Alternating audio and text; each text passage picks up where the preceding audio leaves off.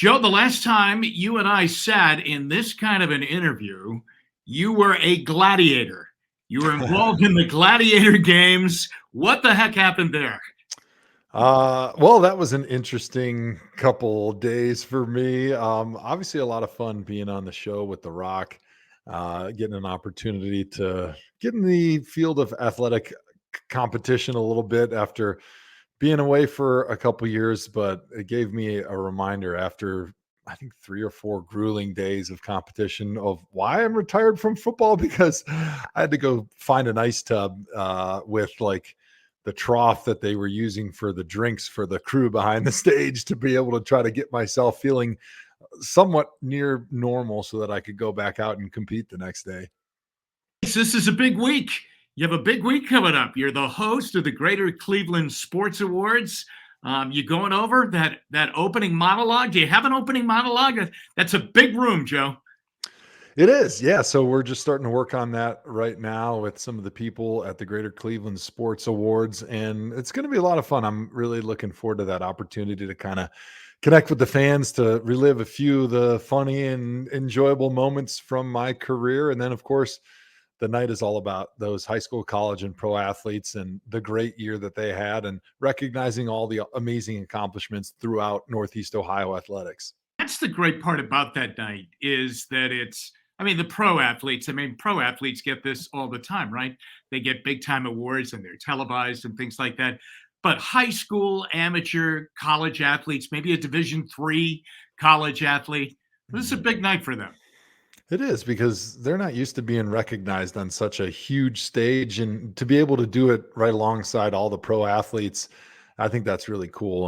I remember I was kind of blown away. Like LeBron was getting awards when I've been there in the past, and then you see like the high school athlete of the year, who's a track athlete from Solon or something like that. It's just really neat to be able to see the biggest superstars in the world of sports being recognized together with some of the great high school athletes from our area. And I think that speaks a little bit to the people of Northeast Ohio and how important youth sports is to the folks here.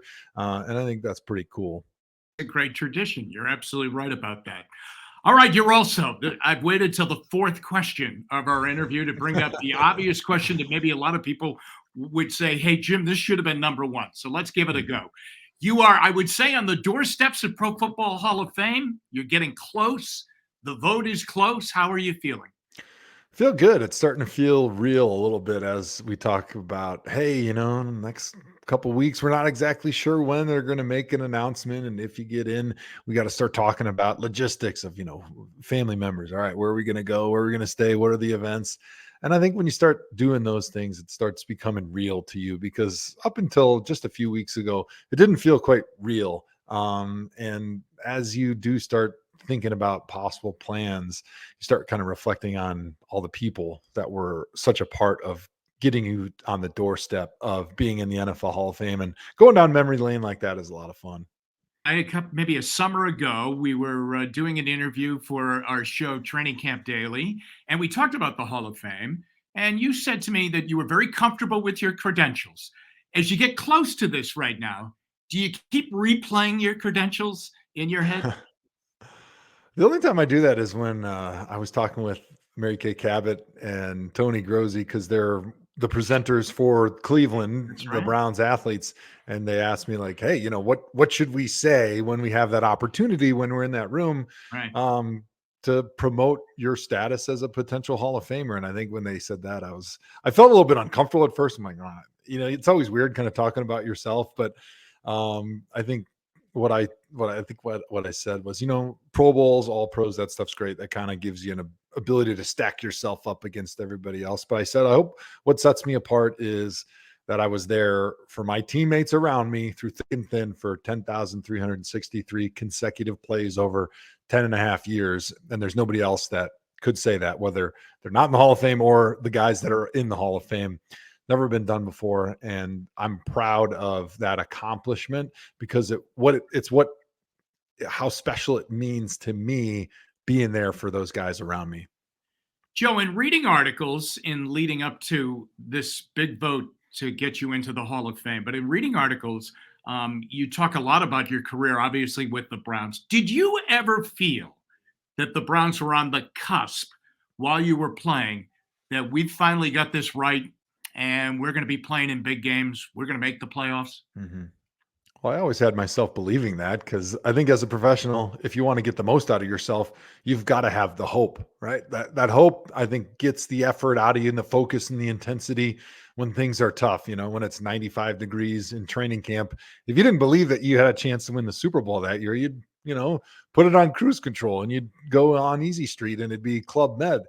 But I think you always kind of got to find a way to convince yourself. You got to find that, Tom Brady, the chip on your shoulder, the reason that nobody believes in you, but you find that path in your mind to the Super Bowl. But as I've had time to reflect now that my career has been over, you realize how far away you were at certain times. And obviously the record at the end of the season sometimes made it easy to realize how far away you really were. But I think when we had Kyle Shanahan, and Brian Hoyer did a great job as quarterback in that moment. But I thought that maybe, his experience, his savviness, how quick he could read a defense and get rid of the football combined with our running game. And if we had a defense that they were playing okay and they could play a little bit better, in my mind, I felt that that was probably the closest we were during my entire career, even more so maybe than that 10-6 season. Although that was a special year. I was a rookie and it went by so fast. It's hard for me to really remember or even compare to many of the things that happened throughout the rest of my career because you're just such a wide-eyed rookie just trying to soak things in and make sure you show up on time for breakfast. In that rookie year, Joe, if we had only won in Cincinnati that Sunday afternoon, Yeah. right, we would have made the playoffs that year. Mm-hmm. Yeah, it's funny. Obviously, that one is big because it happened at the end of the season. But if you Right. remember, was it week 2 we played the Raiders? And Phil Dawson's kicking a field goal to, I think, either tie to go That's to right. overtime or to win Yeah. the game, and it gets blocked, So it's like you can always look back in a season that's so close like that and say, hey, if that one play would have been different, Yeah. we'd be in the playoffs. Yeah. And who knows what the seasons after that would have been had you broken through and made the playoffs that year. Hey, just on that Phil Dawson kick, correct me if I'm wrong, but he made the kick but they had iced him, hadn't they? And they called the timeout and they made him re-kick it over again. And is that when You're it was testing out my at the memory. Coliseum, wasn't it? It was at the Coliseum in Oakland, and I Yeah. remember it because we were playing still on the baseball diamond. I remember playing on the dirt and thinking how crazy this is that we're professional athletes playing on somebody else's field. Thankfully, they don't do that anymore, but I just remember how hard that dirt was and how difficult it was to get footing. And I think you're right about getting Yeah. iced. So it was even closer than I remember. I hope I didn't make you feel any worse Yeah, about thanks a it. lot, Jim. Now I'm gonna go home and take a nap because I'm gonna cry. All right. Let me ask you this.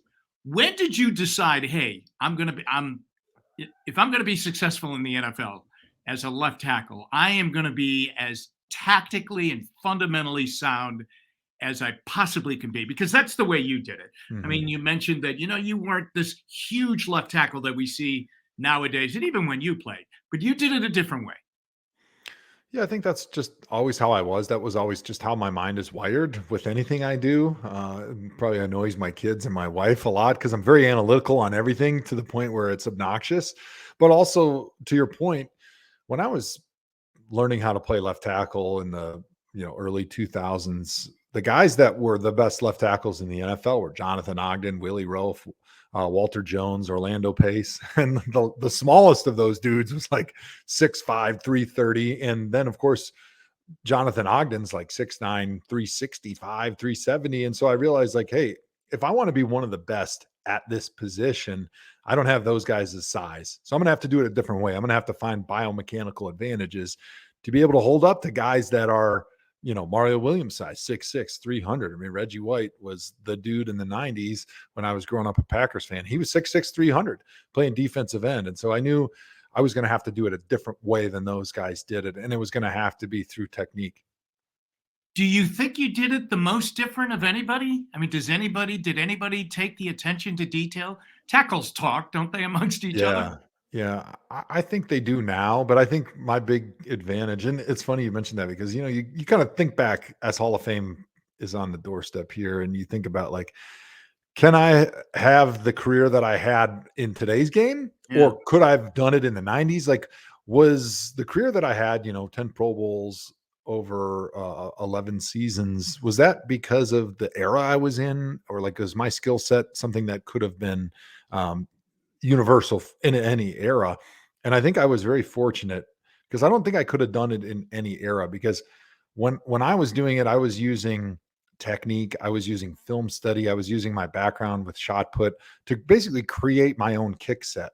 And I was using what defensive linemen were doing against them because of my background in the off seasons, a lot of times training with mixed martial arts Hmm. guys, training with different guys that used hand strikes and karate, and trying to like blend all those things and creating a technique that worked for myself. I got really big into yoga my third season in the NFL. And so understanding all the little movements in the body and being very in tune with mind and body. And I think one of the benefits of having 6 different head coaches is you experience a lot of different training methods. They brought in a lot of different outside consultants, like I mentioned, the MMA, the karate, the yoga, like all these people with mindfulness and breathing. And I was able to kind of absorb all that and create something that worked for myself. That really was, I wasn't seeing it being taught. I wasn't seeing the film study, the breakdown anywhere else in the NFL.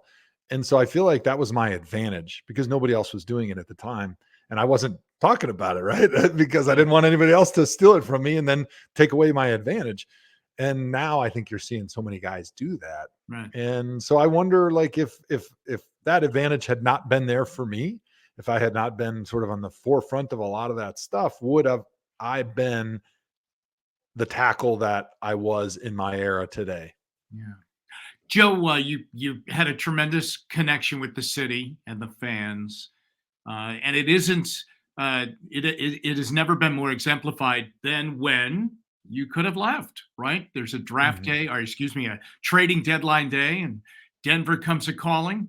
People are recruiting you. People Mhm. like Peyton Manning are recruiting you. Come on out. Was it a tough decision, or was it no decision at all? I'm staying. Yeah, it was no decision at all. And, I think my agent probably was like, come on, let's do something to get you out of there and get you a Super Bowl. Right. But for me, I was like, look, first of all, it's a trade. So in today's NFL, players have a say, of course. If you're a great player, like you can make a stink and you can hold out until you're traded. And so you have somewhat of an option. But in my mind, I'm like, you know what? If they trade for me, I have no say. It's what happens. But I don't really want to leave. Like I came here with a goal in mind of turning or helping turn this franchise around and bring it back to the glory that it used to have.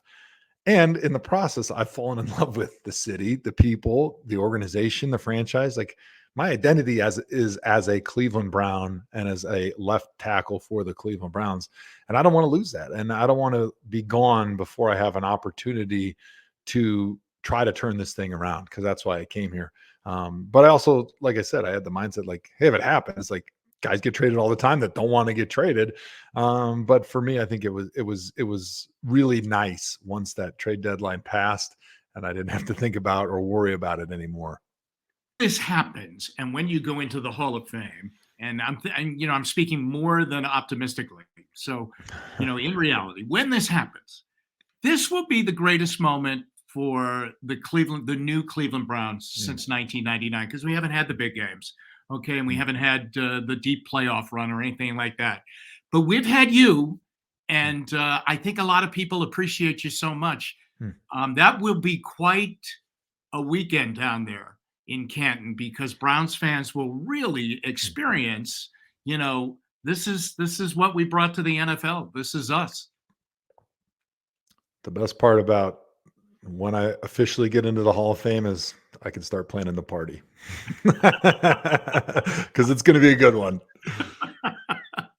As a matter of fact, I Uh, was in Canton over the weekend, and I was at a place called Fatheads down there. mm. And I told them I was going to be interviewing you today. And they said, hey, listen, if he wants to have one of his Hall of Fame parties here, no charge. No, I think love about it. it. I appreciate Fatheads, that. Canton. I appreciate that. I'm not sure if it's the same fatheads, but there used to be one right down from where my house was in Westlake in North Olmsted. I think it's the same one. Yeah, I Oh, think that it's was a great place. Great yeah, beer. My wife you're in. loved the Goggle Fogger beer, and we'd always Yeah. go in there for big sandwiches. The sandwiches were outrageous size. Like I think they're you called could order one for headwiches or two something. people. Headwiches, they're as big as your head. Yeah, Uh, yeah, great spot. hey, just tell me this. How is your family as we tick down towards whether or not you have enough votes to get in this year? Yeah, they're doing awesome. And it's kind of funny because my oldest daughter, Logan, she's 9 now, but we just talked to her the other day when we were sitting down at dinner because their friends and their teachers and stuff are asking them a lot about Hall of Fame. And as kids, they don't really know how to answer. So my son Jack every day comes home, he's like, Dad, are you in the Hall of Fame yet? Like everybody wants to know. And like he's getting all mad about it. And then we asked Logan, like, what are your memories of me playing football? And she's like, really? The only thing I remember is like sitting on the floor in the stadium and eating peanuts. And that's it. But now they're at the age where they're starting to comprehend like what my career was and like what playing in the NFL means and like how special and unique it is for me to be able to have made a living playing a football and like how their friends think it's cool. And so it's kind of really neat for me to have something momentous from an athletic standpoint happen when my kids are old enough to sort of understand and be able to enjoy it with me because I never had that during my football playing days. Hey, Joe, best of luck on Wednesday night at the Greater Cleveland Sports Awards. I know you're going to knock it out of the park there.